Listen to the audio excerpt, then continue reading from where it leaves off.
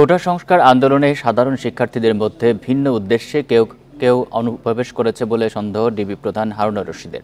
এর মধ্যে রাজধানীর শাহবাগে পুলিশের কাজে বাধা আর গাড়ি ভাঙচুরের ঘটনায় অজ্ঞাত অনেককে আসামি করে মামলা হয়েছে। এরপরই হামলাকারীদের চিহ্নিত করতে কাজ শুরু করেছে ডিবি।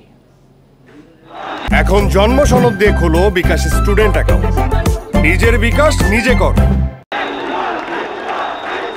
কোটা সংস্কারের দাবিতে গেল বৃহস্পতিবার রাজধানীর শাহবাগ মোড় অবরুদ্ধ করে বিক্ষোভের সময় ভাঙচুর করা হয় পুলিশের একটি বিশেষায়িত গাড়ি।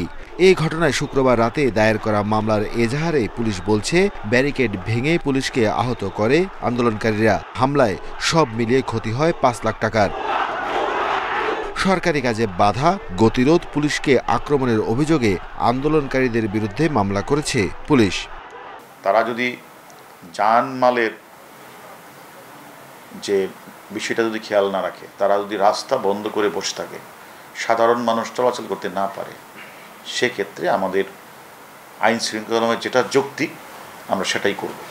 বিক্ষোভের সময় হামলা হয় গণমাধ্যম কর্মীদের উপরও। মামলার পরে আন্দোলনকারীদের বিষয়ে তথ্য সংগ্রহ করছে পুলিশ। অনুপ্রবেশকারীরাই এই কাজটি করছে, নতুবা তারা ছাত্ররা তাদের ক্লাসে ফিরে যাবে। ঘটনাটাকে অন্যদিকে ধাবিত করার জন্য কেউ কাজ করছে কিনা, আমাদের ডিবি টিম এবং আমাদের থানা পুলিশ, বিভিন্ন পুলিশ কিন্তু কাজ করছে। কোটার বিষয়টি বর্তমানে আদালতে আছে, তাই এ নিয়ে রাস্তায় আন্দোলন অযৌক্তিক বলছেন ডিবি প্রধান।